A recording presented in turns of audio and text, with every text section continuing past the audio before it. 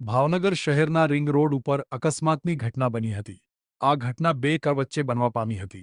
ભાવનગરના ring road ઉપર Innova car અને સ્વિફ્ટ કાર વચ્ચે અકસ્માતની ઘટના બની હતી। આ ઘટનામાં કોઈ જાનહાનિ થવા પામી નથી।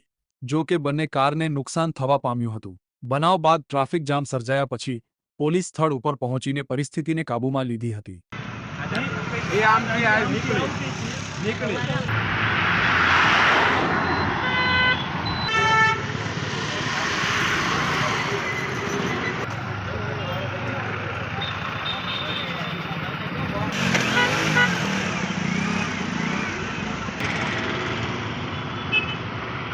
બોલે વાત આવે